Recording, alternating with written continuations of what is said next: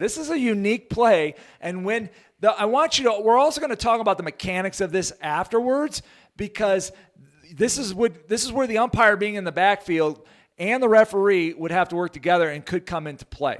So here it is. This is a goofy play. It's kind of a backward pitch that doesn't go very well. And then we've got this recovery. Now, I don't care what the officials on the field rule. I want to know what you're going to rule. All right. So I'm asking on this if you've got this as a touchdown, or do you or is it short? Okay. And once again, I don't care what they ruled on the field. They're there. We're going with whatever they have because they're there. But for us to get better, what's our process on this? And what's our mechanics? So walking through it one more time. Here it is. And what are you looking at? How are you judging this? And who's got the best view? And you see what our umpire does? He's pointing down, and we see what our referee is doing. Here it is again. To ask yourself about possession. When does possession actually occur? Like referee and maybe center judge someday, but like, what's your thought process on this? I mean, it's called football for a reason, right? So we need to know where the feet are, and then we need to see control of the football. And I've got a knee down, but he doesn't have control. So that's the progression I'm going through as a referee. He doesn't get control until the ball's across the plane. So that's where I would have a touchdown. Now, once again, we do have the luxury of replay, and we get a great angle here, but I appreciate that. Bill Lamagna, referee on a play like this, when you were used to doing this, what was your process when you would see the goal line and all this melee? When he dove for the ball and reached out trying to grab it, if he had firm control at that point and then slid into the end zone, it's coming back to that spot where he was down with firm control. That's when possession would be established. If you're ruling that he still hasn't had firm control until now you have a touchdown. Yeah, I mean that's pretty much it. There are only two. Now, Good news. You put it at the 1 yard line, Team B is not going to do much arguing over it, are they? Well, unless they fumble it on the next play. Because we've seen that happen before too. So, and then they get the replay of this later, and they're like, "You screwed us out of a touchdown." I mean, you know that. I mean, anyway, here's what I'm going to bring Dean in, and then Robert to finish this one off. But let me walk you through, because I want Dean also to address some of the mechanics of how this type of a play would go, because we have always talked about here angle over distance, right? Sometimes we can be too close to a play, and it's just the nature of it. I'm not knocking the umpire or the referee. The ball just finds us sometimes. It's just the way it is. But the only criticism I have is there is no way in heck that this umpire can know. He is too close. He's screened out. And for him to come and point, I would just avoid that. If you were the umpire in this position, my advice to you is to avoid that. If the referee has a better look at it and the referee is judging that he has possession before the goal line, fine. That's his judgment. But what Mike and what Bill are both said is that you got to see the whole thing. You can't just see the ball on the ground moving. You have to see firm control. And then once that firm control is established and that player's on the ground, where's the ball relative to the goal line? But I just want to be careful about that from a mechanic standpoint. And I'm sure Dean working umpire now, he can probably attest that that's a tough play, but we can be sometimes too close, right? Yeah, the first thing I noticed was pre-snap, he's almost behind the quarterback.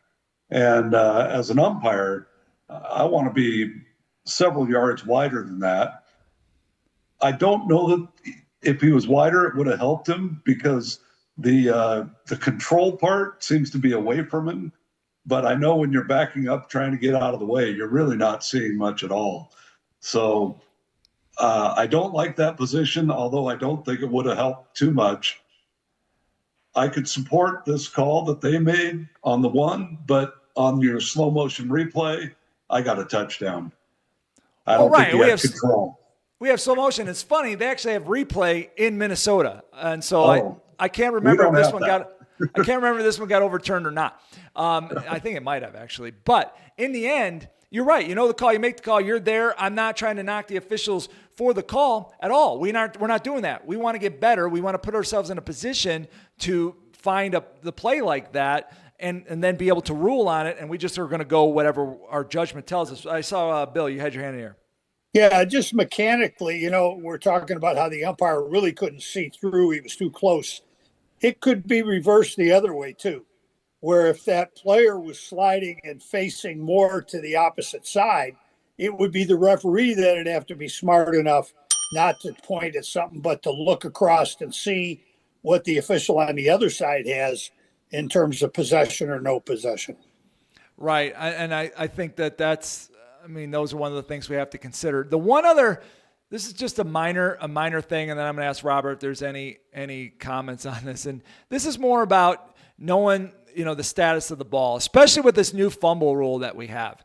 So that's a pitch forward. That's not a fumble. That's a pitch backward. That's not a fumble. That's a pitch backwards, or it might even have been a muff of a backward pass. So I don't know if he actually possessed it or not. He might have muffed it backwards, and that might still be a backward pass. And our referee throws a bag. So, you know, to me, when I see a bag, I'm thinking fumble. I'm not thinking backward pass. So maybe they just do it just because they want to indicate a loose ball. But when we come, if that ball somehow were to end up to go forward and out of bounds, somehow, some way, remember that that's not a fumble. That's a backward pass. So it's just something to consider. Mechanically, know when you're throwing your bag, you're doing it for a reason. You're marking a spot that matters. I'm not, you know, that penalty enforcement spot, if you're just used to throwing a bag because it's a loose ball, be careful of that. I mean, if you do it, fine. I'm just saying, just know the reasons why you're going to do that. So, all right, I'm going to bring Robert in. And what do we got, Robert? Chat, text? You tell me, man. We have great participation, Tim. I wrote down 5 different categories of viewers commenting, and you covered most of them, but there's still a couple that you hadn't, right? Okay. One, and I'll lead with one that you hadn't, unfortunately.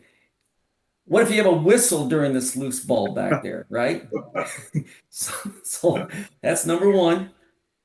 2, momentum, which is not a factor, might correctly help the viewers in that regard when you're going into your opponent's end zone. So, but momentum was brought up multiple times. Umpire ever getting involved with the goal line when it comes to that. I don't know how often that occurs for umpires to get involved, but like to hear more commentary in that regard. Lastly, pre-snap mechanics, reminding each other who does have goal line responsibility. That was brought up. And then lastly, the bag, which you guys did cover. So again, those are the 5 different topics that were kind of chimed in by the viewers. Well, no, I appreciate that, and we'll finish this back up with Dean talking a little bit about some of those points, specifically in Washington on the umpire mechanics. Now, in a situation like this, Dean, remind me I'll say in a standard 5-person, when we get further out, we say, okay, referee, I have the goal line. Does the umpire ever say I have the goal line with being in the backfield, or how would that work? Just walk through that real quick. In this situation, I think both umpire and referee would be on the goal line. Of course, I think the umpire in this case would have been quite a bit wider. And, you know, you both have goal line at that point because there's just not much else. It all depends. In that play right there, it looked like the actual action was more to the referee's side as to whether he had possession or not. Yeah. And so obviously if I'm umpire and I'm looking through the back, I'm going to look at that referee and say, what do you have? You know, let him make that call. If the player were turned the other way, I might have to make that call.